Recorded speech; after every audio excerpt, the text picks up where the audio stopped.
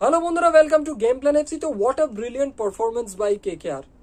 গতকাল আইপিএল 2024-এ DC versus KKR match ছিল এবং সেই ম্যাচে কেকেআর যে পারফরমেন্সটা তুলে ধরেছিল অনবদ্য, এক কথায় অসাধারণ। স্পেশালি কেকেআর ব্যাটসম্যানদের কথা বলতে হবে, তারা যেভাবে কালকে হিট করছিল, যেভাবে চার ছক্কার বন্যা করেছে, সত্যি ডিসি বোলারদের হাল পুরো বেহাল করে দিয়েছিল। ডিসি বোলারদের রীতিমতো অসহায় লাগছিল, তারা বুঝতে পারছিল না যে কিভাবে কেকেআর ব্যাটসম্যানদের আটকাবে। অনবদ্য ব্যাটিং কালকে করেছিল কেকেআর ব্যাটসম্যানরা। কেকেআর কিন্তু টস জিতে ব্যাটিং করার সিদ্ধান্ত নেয়। KKR captain Shreyas Iyer toss জেতেন এবং টসের সময় তিনি বলেছিলেন যে কালকের মাঠে যে পিচটায় খেলা হয়েছে সেই পিচটাকে দেখে কিন্তু ভালো ব্যাটিং পিচ মনে হচ্ছিল, বাট আমরা কেউ এক্সপেক্ট করিনি যে ভালো ব্যাটিং পিচ মানে এত রান হয়ে যাবে। সেটা কিন্তু আমরা কেউই হয়তো এক্সপেক্ট করিনি। 20 ওভারে 272 রান করে কেকেআর, অনবদ্য ব্যাটিং। এবং একটা টাইম এরকম মনে হচ্ছিল যে আইপিএল এর হিস্ট্রিতে যে হাইয়েস্ট রানটা রয়েছে 277, যেটা এবারেই হয়েছে, অর্থাৎ এই আইপিএলই হয়েছে, আইপিএল 2024-এ, যেটা করেছিল সানরাইজার্স হায়দ্রাবাদ কিছু ম্যাচ আগে মুম্বাই ইন্ডিয়ান্সের এগেনস্টে, সেই 277 রানের রেকর্ডটাও হয়তো কেকেআর ভেঙে ফেলবে। সেরকমটাই কিন্তু মনে হচ্ছিল একটা টাইম যখন কেকেআর ব্যাট করছিল।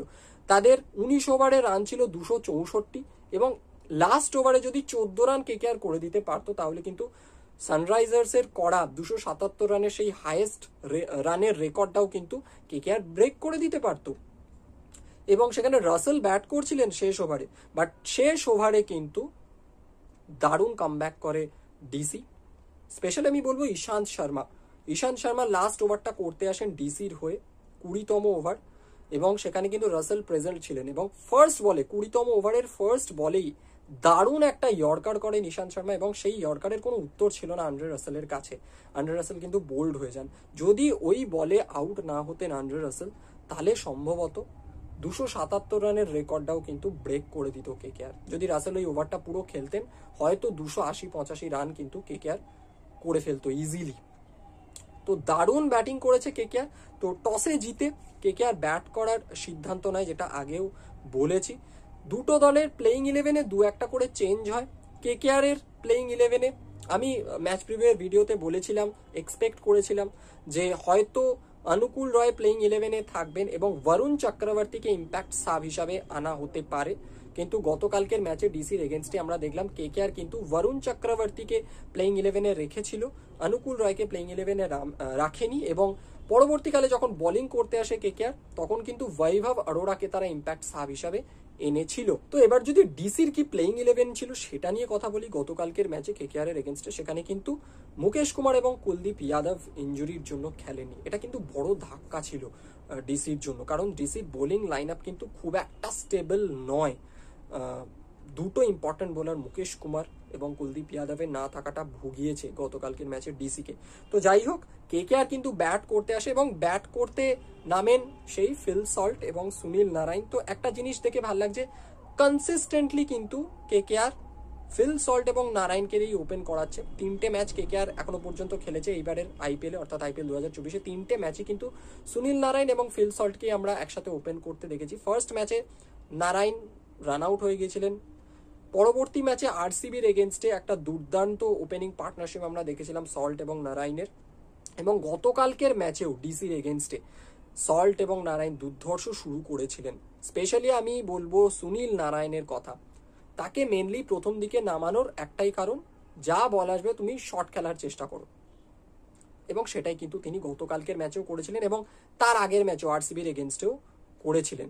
ফিল সল্ট, আমার এক্সপেকটেশন একটু বেশি ছিল ফিল সল্টের থেকে। আমি ভেবেছিলাম হয়তো ফিল সল্ট বেশি রান করবেন গতকালকের ম্যাচে, বাট তিনি 18 রানে আউট হয়ে যান। বাট তারপরে কিন্তু সুনীল নারায়ণের সাথে ব্যাট করেন অঙ্কুশ রঘুবংশী এবং এই ছেলেটা দুর্দান্ত ব্যাটিং করেছে।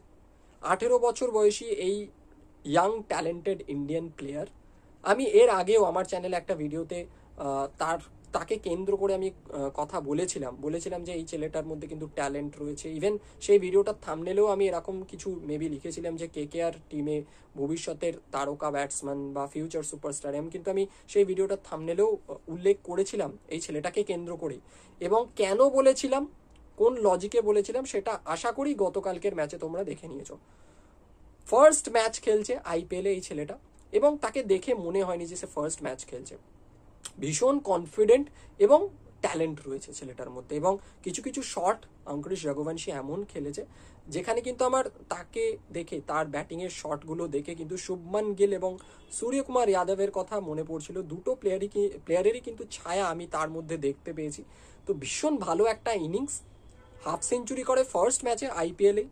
তো দারুণ খেলেছে অঙ্কুরিশ রঘুবংশী, এবং তার সাথে খেলছিলেন সুনীল নারায়ণ করেন 39 বলে 85 রান, বিধ্বংসী একটা ইনিংস, 7খানা 4 7খানা 6 তিনি মারেন, এবং তাকে যোগ্য সঙ্গত দেন ট্যালেন্টেড অঙ্কুরিশ রঘুবংশী।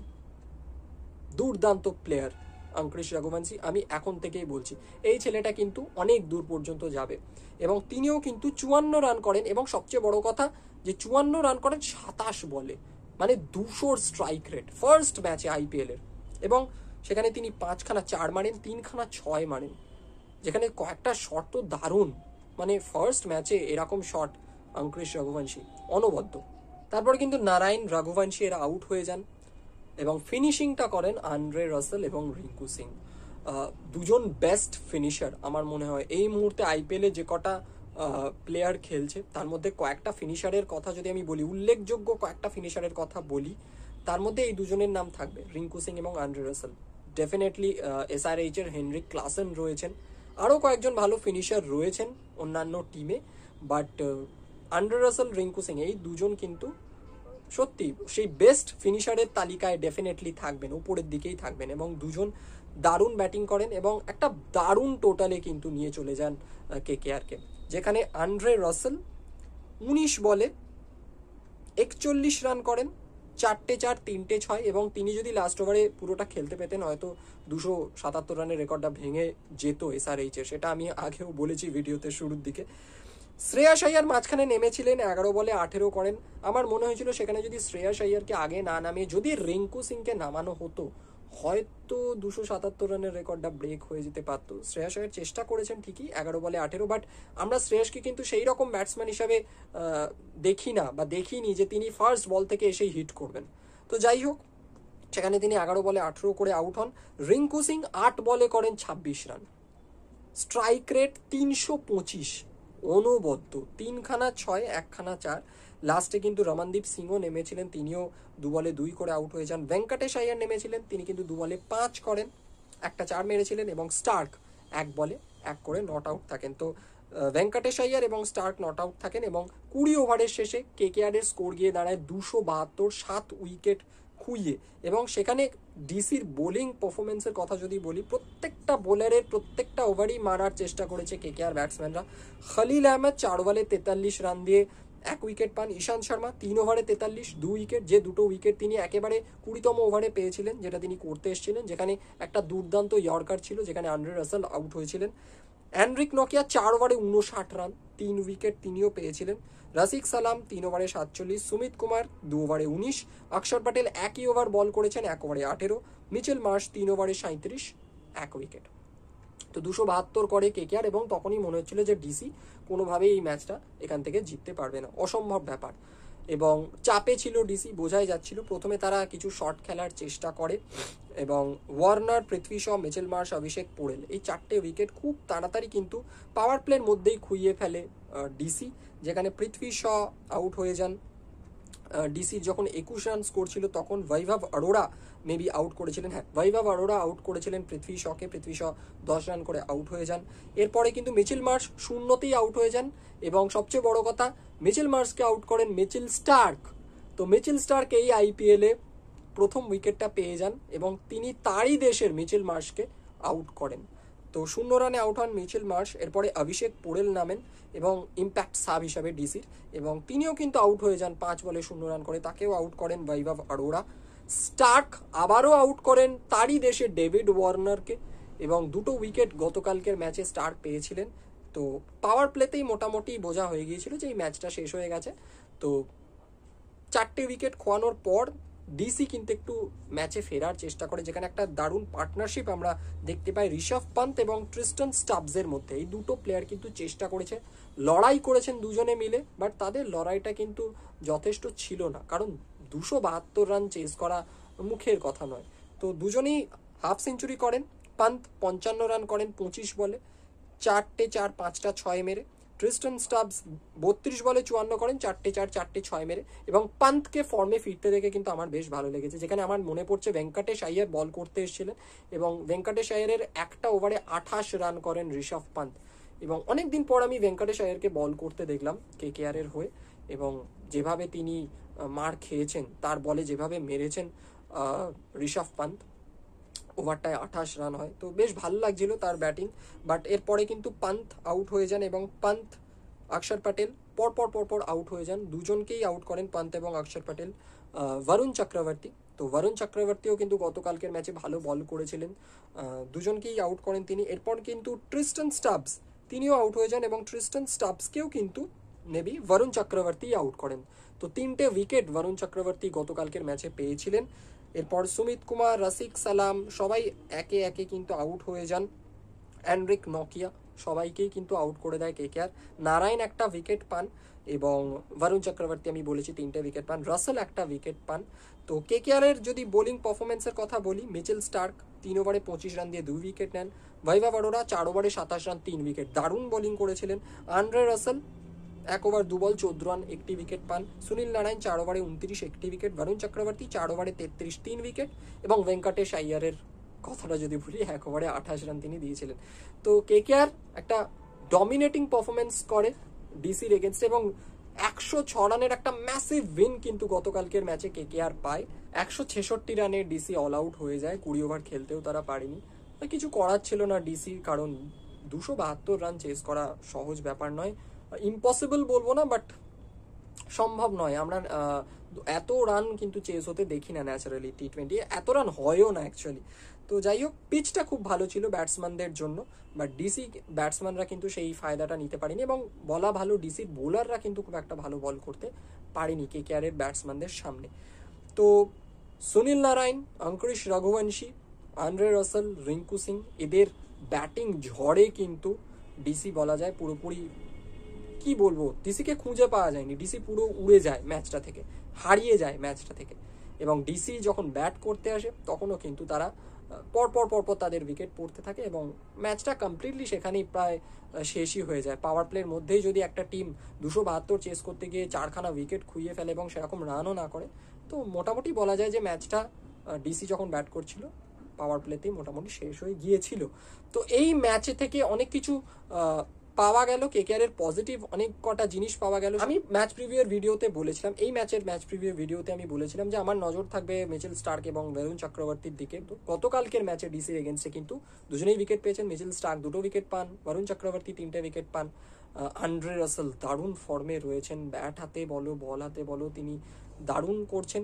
সুনীল নারায়ণকে ওপেনিংয়ে পাঠানো দারুণ একটা ডিসিশন আমার মনে হয়। এবং সুনীল নারায়ণ কিন্তু কালকে 85 রান, গতকালকের ম্যাচে 85 রান করেছিলেন এবং সেটা কিন্তু তার আইপিএলে হাইয়েস্ট রান। তো দারুণ ব্যাপার সেটা। ভেঙ্কটেশ আইয়ার ভালো টাচে রয়েছেন, রিঙ্কু সিং ভালো টাচে রয়েছেন এবং বোলাররাও ফর্মে ফিরেছেন। বৈভব অরোরা খুব ভালো বল করেছেন। তবে একটা জিনিস একটু নেগেটিভ হতে পারে কেকেআর এর জন্য, জানি না, হর্ষিত রানা, তাকে কিন্তু আমরা কালকে বোলিং করতে দেখিনি এবং সম্ভবত কোনো ইনজুরির কারণে তিনি কিন্তু গতকালকের ম্যাচে মাঠ থেকে উঠে গিয়েছিলেন। জানি না তার কি ইনজুরি রয়েছে, কতটা সিরিয়াস। তো তিনি তাড়াতাড়ি সুস্থ হয়ে উঠবেন, যদি কিছু ইনজুরি থেকেও থাকে, ইনজার্ড যদি হয়েও থাকেন, তাড়াতাড়ি মাঠে ফিরবেন, এটাই কিন্তু এক্সপেক্ট করবো আমরা। তো এই ম্যাচটা জয়ের ফলে কেকেআর এই প্রথম আইপিএল এর হিস্ট্রিতে হলো, এটাও বলে রাখি, আইপিএল এর হিস্ট্রিতে প্রথম হলো যে কোনো আইপিএল এর ফার্স্ট 3টে ম্যাচ কেকেআর খেলেছে এবং 3টেতেই কেকেআর জিতেছে। তো জয়ের হ্যাট্রিক দিয়ে শুরু করেছে আইপিএল 2024 কেকেআর। এর আগে কিন্তু এই জিনিসটা কখনো ঘটেনি। প্রথম 3টে ম্যাচ আইপিএলে খেলেছে কেকেআর এবং প্রথম 3টে ম্যাচে 3টেতেই কেকেআর জিতেছে।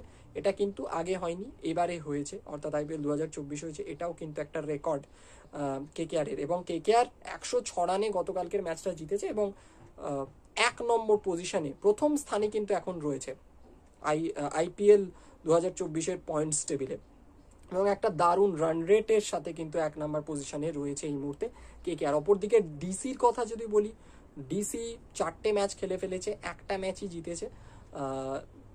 চিন্তার ব্যাপার রয়েছে ডিসি টিমের জন্য। তাদের বোলিং ইউনিট সেরকমভাবে ভালো কিছু করছে না। ব্যাটিং ইউনিট ট্রিস্টন স্টাবস ভালো খেলছেন, ঋষভ পান্ত ফর্মে ফিরেছেন, ডেভিড ওয়ার্নার চেষ্টা করছেন, বাট মিচেল মার্শ, পৃথ্বী শ এদেরকেও কিন্তু ভালো খেলতে হবে, অক্ষর পটেল এদেরকেও কিন্তু ভালো খেলতে হবে, এবং মুকেশ কুমার, কুলদীপ যাদবকে কিন্তু ইঞ্জুরি কাটিয়ে তাড়াতাড়ি কামব্যাক করতে হবে, না হলে কিন্তু ডিসির বোলিং ইউনিটকে আরও ফ্যাকাশে লাগবে, যেমনটা গতকালকের ম্যাচে দেখিয়েছে। এই মুহূর্তে ডিসি 4টে ম্যাচে একটা ম্যাচই জিততে পেরেছে এবং আইপিএল এর পয়েন্টস টেবিলে একেবারে তলার দিকে রয়েছে। এক্সপেক্ট করবো তারা ঘুরে দাঁড়াবে। তো এই ভিডিওটা এখানেই শেষ করছি। এই ভিডিওটাতে ডিসি ভার্সেস কেকেআর গতকাল আইপিএল 2024 যে ম্যাচটা হয়েছিল সেই ম্যাচটার ছোট করে নিজের মতো করে একটা ম্যাচ রিভিউ করার চেষ্টা করলাম। তোমরা জানিও যে আমার এই ম্যাচ রিভিউ কেমন লাগলো, তোমাদের কমেন্ট বক্সে কিন্তু অবশ্যই সেটা জানাবে। যদি ভিডিওটা ভালো লাগে অবশ্যই লাইক করবে, শেয়ার করবে। দেখা হচ্ছে পরের ভিডিওতে। এখনকার মতো টাটা।